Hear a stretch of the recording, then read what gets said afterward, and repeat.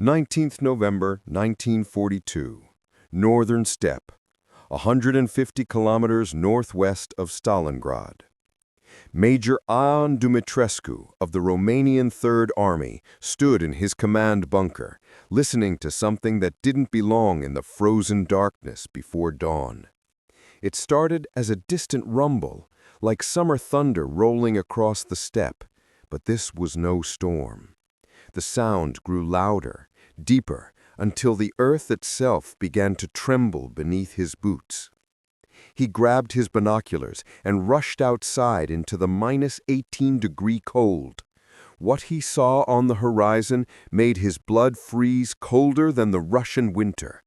The sky was turning orange, not from sunrise, but from the muzzle flashes of thousands of artillery pieces firing in unison. For 80 minutes, the world became fire and thunder. Soviet shells screamed overhead in waves, obliterating Romanian defensive positions, command posts, communication trenches. Men who had been sleeping moments ago simply ceased to exist, vaporized by direct hits or buried alive in collapsing bunkers. Through his binoculars, Dumitrescu watched his entire defensive line disappear into clouds of smoke, earth, and flame. Then, through the smoke, he saw them, hundreds of T-34 tanks emerging like steel ghosts from the snow, their engines roaring, their cannons firing, advancing in a seemingly endless tide. Behind them came wave after wave of Soviet infantry, tens of thousands of men with fixed bayonets, shouting "Ura!" and charging toward what remained of his defenses. Dumitrescu reached for his radio to call for German reinforcements, but the line was dead. Everything was dead. The trap was closing, and the German Sixth Army, trapped in Stalingrad, had no idea they were about to be surrounded. Before we begin, don't forget to subscribe for more untold stories from the Second World War. Where are you watching from, and what would you have done facing the massive Soviet counteroffensive that changed the course of World War II? To understand how the Soviet counterattack at Stalingrad crushed Hitler's ambitions, we must first understand how desperately close Germany came to victory in that frozen city. By mid-November 1942, General Friedrich Paulus's Sixth Army, over 270,000 battle-hardened Wehrmacht soldiers, had pushed Soviet defenders into a narrow strip of ruins along the Volga River, sometimes no more than a few hundred meters wide. German soldiers could literally see the river. They could watch Soviet supply boats making their desperate crossings under fire. Victory seemed tantalizingly, impossibly close. Just one more assault, one more push, and Stalingrad would fall. The city that bore Stalin's name had become an inferno of close-quarters combat unlike anything the Wehrmacht had experienced. For 3 months, German and Soviet forces had fought building by building, room by room, staircase by staircase. Places like Pavlov's house, the grain elevator, and the Red October factory had become legendary killing grounds, where battles for single structures lasted weeks and consumed thousands of lives. The Luftwaffe had reduced Stalingrad to skeletal ruins, but those ruins became a defender's paradise where German advantages in armor and air power meant little. General Vasily Chuikov, commanding the Soviet 62nd Army defending Stalingrad, had implemented a brutal but effective strategy: hug the Germans. Soviet soldiers stayed so close to enemy positions that German artillery and bombers couldn't fire without hitting their own men. Every pile of rubble became a fortress. Every basement became a bunker. The fighting was savage, personal, and absolutely merciless. Both sides were exhausted, depleted, bleeding from thousands of cuts. But while German commanders remained fixated on the street fighting in Stalingrad's ruins, blind to everything except the immediate tactical situation, Soviet strategic planners were preparing something unprecedented. A counteroffensive so massive, so audacious that it would trap an entire German army and mark the beginning of the end for Hitler's ambitions in the East. The architect of this plan was General Georgy Zhukov, the man who had saved Moscow the previous winter and was now Stalin's most trusted military commander. Zhukov studied maps and intelligence reports from his headquarters hundreds of kilometers from Stalingrad and saw what the Germans, obsessed with their street-by-street advance, had completely missed: vulnerability. The Sixth Army's flanks, stretching for hundreds of kilometers north and south of Stalingrad, were held not by elite German troops, but by Romanian, Hungarian, and Italian Allied armies. These forces were less experienced, poorly equipped, and increasingly demoralized. Their defensive positions were thinly spread. Their anti-tank weapons were obsolete. Many soldiers questioned why they were fighting Russia at all. Zhukov proposed Operation Uranus, a massive double envelopment that would smash through these weak flanks simultaneously from north and south, then link up behind Stalingrad, encircling the entire German army in a steel trap. It was an enormously ambitious plan, requiring over 1 million Soviet soldiers, 13,500 artillery pieces, 900 tanks, and 1,400 aircraft, all assembled in secret and launched in perfect coordination across hundreds of kilometers of front. Stalin approved the operation on 13th November, setting the start date for 19th November in the north and 20th November in the south. The countdown to Germany's greatest defeat had begun. The scale of deception required for Operation Uranus was staggering. Over 1 million Soviet troops had to be moved into position without German intelligence detecting the buildup. The Soviets employed maskirovka, military deception, on an unprecedented scale. All troop movements happened exclusively at night, with units traveling without lights and under strict radio silence. Tank engines were muffled. Artillery was camouflaged under netting and fake vegetation. Dummy tank formations were created north of Moscow to suggest a completely different offensive axis, drawing German attention away from Stalingrad. Partisans sabotaged German reconnaissance flights and attacked communication lines. Soviet officers used every trick imaginable to maintain secrecy. Infantry units marched for kilometers through freezing cold, forbidden from lighting fires that might reveal their positions.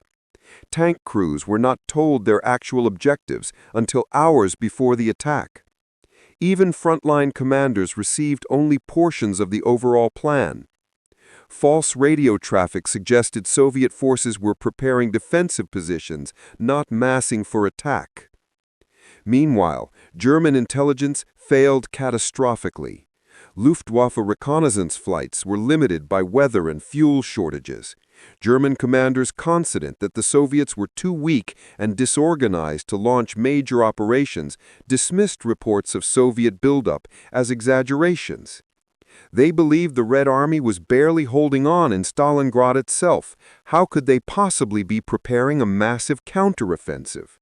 This fatal underestimation would cost Germany an entire army. By 18th November, everything was in position.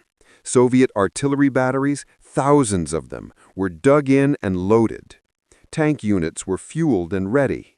Infantry divisions had moved into their jump-off positions. The temperature had dropped to minus 18 degrees Celsius. Snow fell steadily across the frozen steppe. In the early morning hours of 19th November, Soviet commanders synchronized their watches and waited for the order to commence the largest coordinated offensive the Eastern Front had yet seen. At exactly 7:20 a.m. on 19th November 1942, hell erupted. Over 3,500 Soviet artillery pieces and Katyusha rocket launchers opened fire simultaneously along an 80-kilometer front northwest of Stalingrad. The sound was indescribable. a rolling, continuous thunder that could be heard 50 kilometers away. The ground shook violently. German and Romanian soldiers in their positions thought the world was ending. For 80 minutes, the barrage continued without pause, methodically destroying everything in its path. Romanian defensive positions, trenches, and bunkers were pulverized. Communication lines were severed. Command posts were obliterated. Artillery positions were counter-batteried and destroyed. Soldiers who survived the initial barrage emerged from their shelters in shock, deafened, disoriented, unable to communicate or coordinate. Many Romanian units ceased to exist as cohesive fighting formations in the first hour.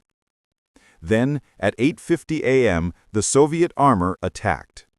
The 1st Tank Corps, the 26th Tank Corps, and the 4th Tank Corps spearheaded the northern attack.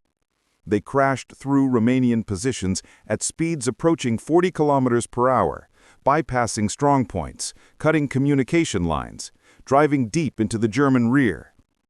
Romanian soldiers who stood and fought were overwhelmed. Many others fled or surrendered immediately. The anti-tank guns they possessed, mostly outdated 37mm pieces from World War I, were useless. Shells simply bounced off T-34 armor at any range beyond point blank. Behind the tanks came the Soviet rifle divisions. Thousands upon thousands of infantrymen advancing in waves, shouting their traditional battle cry, "Ura!" and shooting or bayoneting any Romanian or German soldiers who resisted. The Soviet tactics were brutal and effective. Isolate strong points, bypass them if possible, destroy them if necessary, but always keep moving forward, always maintain momentum, always drive toward the objective. German reserves attempted to respond, but they were too few, too scattered, and too slow. Panzer divisions that should have been able to maneuver rapidly found themselves critically short of fuel. The Wehrmacht had prioritized fuel deliveries for units fighting inside Stalingrad itself. Some Panzer III and IV tanks literally ran out of fuel trying to reach the breakthrough points. Their crews had to abandon them where they stood, leaving dozens of operational tanks sitting immobile on the steppe like useless sculptures. The 22nd Panzer Division, one of the few German armored units in the area, attempted a counterattack on the afternoon of 19th November. They collided with Soviet tank forces in a confused engagement, fought in snow and fog.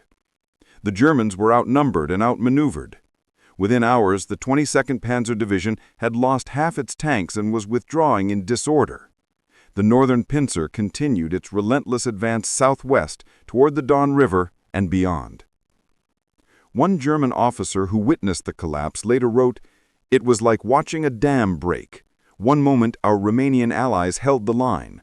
The next moment there was no line, just thousands of Soviet tanks and infantry pouring through a gap that widened with every passing hour. We threw everything we had at them, but it was like trying to stop the ocean with sandbags."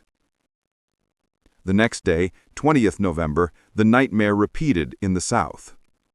South of Stalingrad, the 51st Army and 57th Army launched their own massive assault, this time against the Romanian 4th Army and the south flank of the German 6th Army. The pattern was identical, a devastating artillery barrage that pulverized defensive positions, followed by waves of T-34 and KV-1 tanks supported by infantry. The Romanian 4th Army, like its counterpart in the north, was simply not equipped to stop modern armored warfare. Their soldiers were brave enough, but bravery couldn't compensate for obsolete weapons and inadequate training.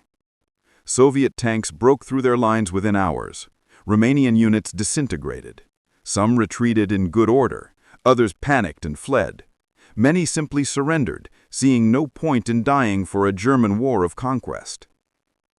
German commanders finally began to understand the magnitude of the disaster. This wasn't a local counterattack or a spoiling attack. This was a massive, coordinated offensive designed to encircle the 6th Army. Frantic messages were sent to Wehrmacht High Command requesting permission for Paulus to withdraw the 6th Army from Stalingrad while there was still time, while an escape route still existed. But Adolf Hitler, sitting in his headquarters thousands of kilometers away in East Prussia, refused to consider retreat. He had publicly announced that Stalingrad would fall. German newsreels had shown confident soldiers raising swastika flags over captured buildings. Propaganda Minister Goebbels had declared Stalingrad a great victory in progress. To retreat now would be to admit failure, to show weakness, to undermine the entire Nazi narrative of German invincibility. On 22 November, Hitler sent a direct order to Paulus. The Sixth Army will stand fast. It will not withdraw one step from the Volga. The Luftwaffe will supply the army by air until relief forces arrive. It was a death sentence disguised as an order.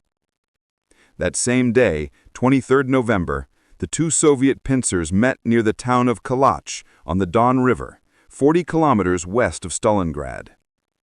Tank crews from the northern and southern forces embraced each other in the snow, celebrating the successful link-up. Radio operators transmitted coded messages to Moscow. The ring is closed. The enemy is trapped. The encirclement was complete. The entire 6th German Army, over 290,000 soldiers, along with remnants of Romanian divisions, Croatian auxiliaries, and various support units, were trapped in a pocket roughly 50 kilometers wide and 30 kilometers deep. They were cut off from supplies, from reinforcements, from any hope of immediate relief. And winter was just beginning. Inside the pocket, the initial German reaction was confusion rather than panic.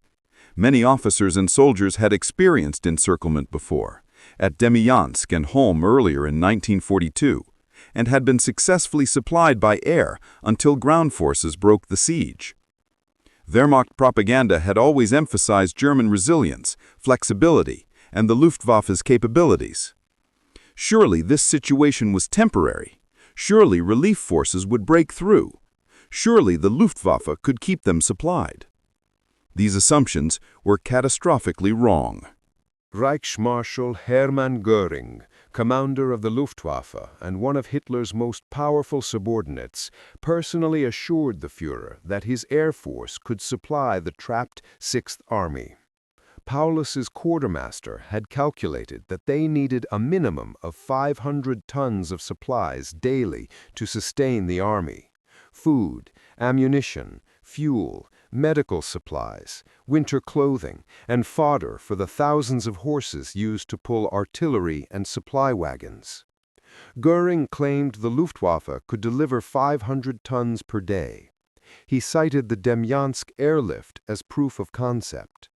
His staff officers, who knew the claim was impossible, were overruled or ignored. Hitler, desperate for good news and willing to believe anything that avoided admitting a catastrophic strategic failure, accepted Göring's assurance. The reality was that the Luftwaffe never came close to delivering 500 tons daily. The distances were too great, over 200 kilometers from the nearest German-controlled airfields. The weather was too unpredictable, with frequent blizzards, fog, and snowstorms that grounded aircraft for days at a time. Soviet fighters, Yak-1s, Log-3s, and American-supplied P-39 Airacobras patrolled the air corridors relentlessly, hunting the slow, lumbering Junkers U-52 transport aircraft. Anti-aircraft batteries ringed the pocket with hundreds of guns, turning the approaches to Stalingrad's airfields into killing zones.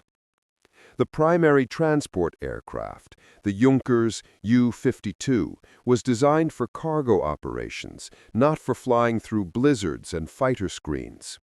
They were slow, poorly armed, and vulnerable. Soviet fighter pilots called hunting them shooting geese. On good days, the airlift delivered perhaps 100 tons of supplies. On average days, 50 tons or less. On many days, nothing arrived at all. Over the next 10 weeks, the Luftwaffe would lose over 500 transport aircraft trying to supply the Sixth Army. Planes shot down by fighters, destroyed by anti-aircraft fire, crashed in blizzards, or lost to mechanical failures in extreme cold. Inside the pocket, the consequences were immediate and devastating. Soldiers' daily rations were cut to 300 grams of bread per day, less than a fist-sized portion, then 200 grams. By late December, 100 grams, a slice smaller than a playing card. Meat disappeared entirely. Vegetables became a distant memory. Coffee was replaced by roasted acorns. The Sixth Army's 30,000 horses were systematically slaughtered for food. Soldiers ate horsemeat stew, then horsemeat without cooking when fuel ran out. When the horses were gone, they boiled leather belts, chewed frozen grass, scraped frost from walls to drink water. Starvation ravaged the army. Men who had been strong, healthy soldiers just weeks earlier became skeletal. Their eyes sank into their skulls. Their skin turned gray. They moved slowly, mechanically, conserving every calorie. Medical officers recorded cases of soldiers too weak to lift their rifles, too exhausted to walk 100 meters without rest. But the cold was worse than the hunger.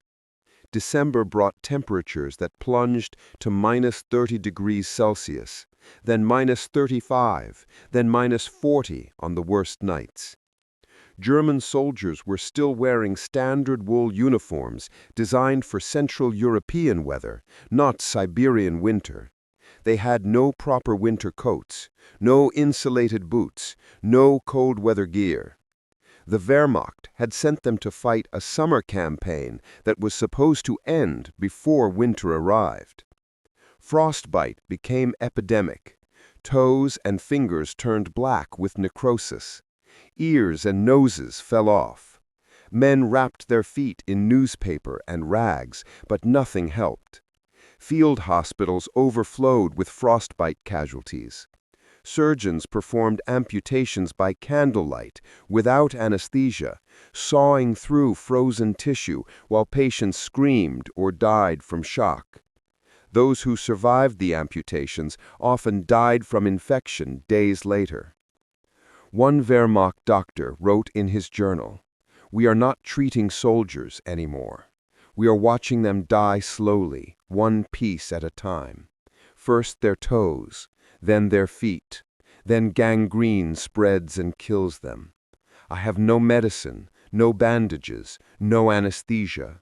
All I can do is watch and wait for death to be merciful." Fuel was so scarce that vehicles sat frozen and abandoned. Tanks became shelters for their crews. Artillery couldn't be moved or fired. Soldiers burned furniture, then structural timbers, then anything flammable. When wood ran out, they tried burning frozen corpses soaked in precious fuel. The psychological toll was immeasurable. Men watched their friends die slowly from starvation and cold. Soviet loudspeakers broadcast propaganda in German, promising food and warmth for those who surrendered. Letters from home described Christmas celebrations and warm houses, letters describing a world that no longer seemed real. Meanwhile, outside the pocket, the Red Army tightened its grip. Soviet forces attacked constantly, pushing the perimeter inward, capturing the airfields that were the pocket's lifeline. The airfield at Pitomnik was captured on 16 January 1943. The last remaining airfield at Gumrak was captured on 22 January 1943. Now, even the inadequate trickle of supplies stopped completely. The German military launched one desperate attempt to break the siege, Operation Winter Storm. Field Marshal Erich von Manstein, one of Germany's most capable commanders, assembled a relief force built around the 6th Panzer Division and 23rd Panzer Division and attacked toward Stalingrad from the southwest on 12 December 1942. The relief force drove to within 48 kilometers of the pocket before being stopped by fierce Soviet resistance. Manstein sent urgent messages to Paulus. Break out now, while the relief force creates a corridor, while there is still time. But Hitler's orders were absolute. The Sixth Army would hold Stalingrad. Paulus, a loyal, obedient officer who had never disobeyed an order in his life, refused to break out without Hitler's permission. Days passed. Soviet forces reinforced their positions. The relief effort stalled, then collapsed. By Christmas, Operation Winter Storm had failed. The corridor to freedom that briefly existed had closed. The Sixth Army was doomed. By late January 1943, the pocket had been compressed to a fraction of its original size. Over 100,000 German soldiers were already dead from combat, starvation, or cold. The survivors were hollow-eyed ghosts, many too weak to hold their weapons. Soviet forces attacked constantly, using massive artillery barrages, followed by tank infantry assaults that German defenders, starving and freezing, could barely resist. On 30th January 1943, Hitler promoted Paulus to field marshal in a radio message, a calculated move since no German field marshal had ever surrendered. The implication was clear. Paulus was expected to fight to death or commit suicide. But Paulus, surrounded by dying men in a basement headquarters, facing the reality of total defeat, made a different choice. On 31st January 1943, Field Marshal Friedrich Paulus surrendered the southern portion of the pocket to Soviet forces. On 2nd February, the northern pocket also surrendered. The Battle of Stalingrad was over. The Sixth Army, one of Nazi Germany's elite formations, had been completely destroyed. Of the 290,000 Germans encircled in November, approximately 91,000 survived to surrender. They were skeletal, disease-ridden, frost-bitten wrecks of men. Most weighed less than 50 kilograms. Many could barely walk. Soviet POW camps, themselves struggling with limited resources, became death camps. Over the following months and years, approximately 85,000 of these prisoners died from typhus, dysentery, malnutrition, and untreated injuries. Only about 6,000 German soldiers who entered the Stalingrad pocket ever saw Germany again. The Soviet victory came at an enormous cost. Estimates suggest approximately 478,000 Soviet soldiers died during the battle, with over 1 million wounded. Civilian casualties approached 50,000. The city of Stalingrad was utterly destroyed. Not a single building remained intact. The Volga River was choked with debris and bodies. The ruins were so contaminated with unexploded ordnance and human remains that full clearance took years. But the strategic and psychological impact was world-changing. Germany had lost an entire army. 22 divisions simply ceased to exist. The material losses were staggering. 900 aircraft, 1,500 tanks, 6,000 artillery pieces, 60,000 vehicles, all gone. More importantly, the myth of German invincibility was shattered. The Wehrmacht, which had terrorized Europe with seemingly unstoppable blitzkrieg tactics, had been stopped, surrounded, and destroyed. The Soviet counteroffensive at Stalingrad marked the turning point of World War II's Eastern Front. Before Stalingrad, Nazi Germany was advancing, conquering, seemingly unstoppable. After Stalingrad, Germany was on the defensive, retreating westward across thousands of kilometers, fighting a war of attrition it could not win. The genius of Operation Uranus lay not in tactical innovation, but in strategic vision and execution. Zhukov and the Soviet High Command had recognized German overextension, identified the weak points in their defensive line, and assembled overwhelming force to exploit those vulnerabilities. They had maintained operational security despite moving over 1 million men and thousands of vehicles. They had coordinated attacks across hundreds of kilometers of front with precision timing. They had turned German tactical success in Stalingrad into strategic catastrophe. Hitler's refusal to authorize retreat proved catastrophic. His insistence that the Sixth Army hold Stalingrad, regardless of circumstances, transformed a dangerous situation into total disaster. A competent commander would have ordered Paulus to break out when the encirclement first formed, accepting the loss of equipment, but saving the trained manpower. Instead, Hitler's hubris and Göring's false promises condemned an entire army to death. The Battle of Stalingrad demonstrated that the Soviet Union could not only resist German aggression, but could plan and execute sophisticated offensive operations.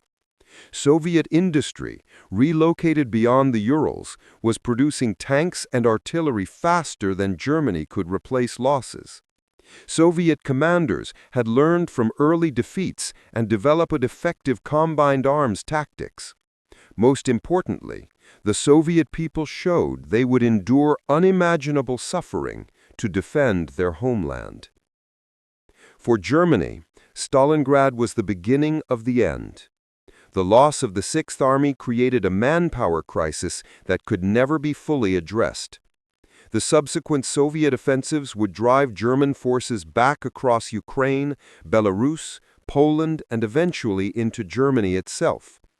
Every major battle after Stalingrad saw German forces retreating, trading space for time, unable to regain the initiative.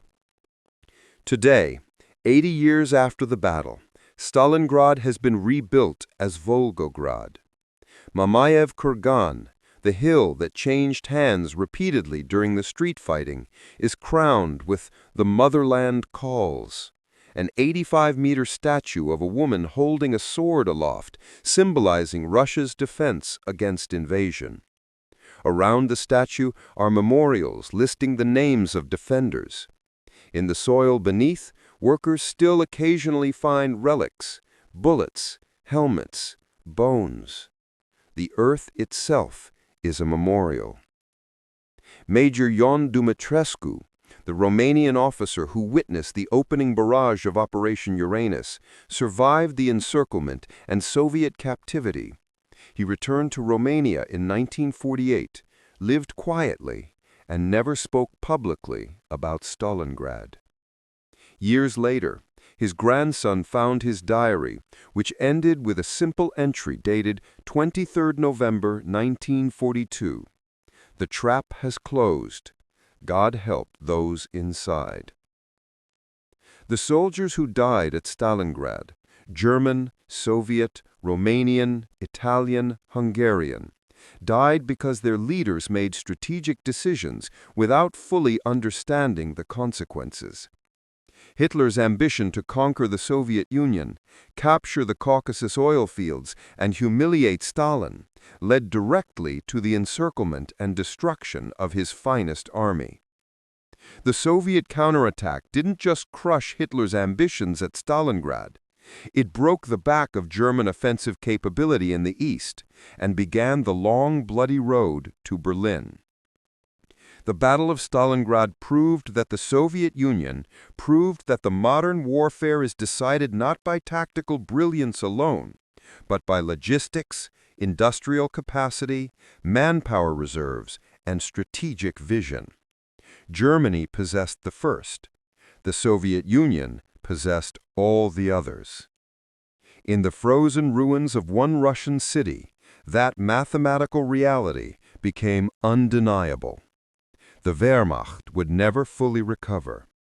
The Red Army would never stop advancing.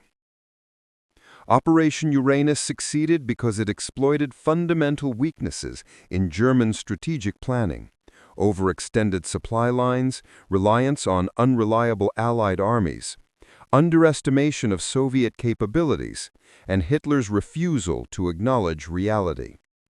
The Soviet counterattack demonstrated that the Red Army had evolved from the disorganized force of 1941 into a sophisticated military machine, capable of planning and executing complex operations. From Stalingrad forward, the strategic initiative belonged to the Soviet Union. But while the Soviet Union crushed Hitler's ambitions in the East, another front was opening in the West, where Allied forces would begin the long campaign to liberate Europe from Nazi occupation. Join us next time as we uncover the story of Operation Torch, the Allied invasion of North Africa that marked America's entry into the ground war against the Axis powers and set the stage for the eventual liberation of Europe.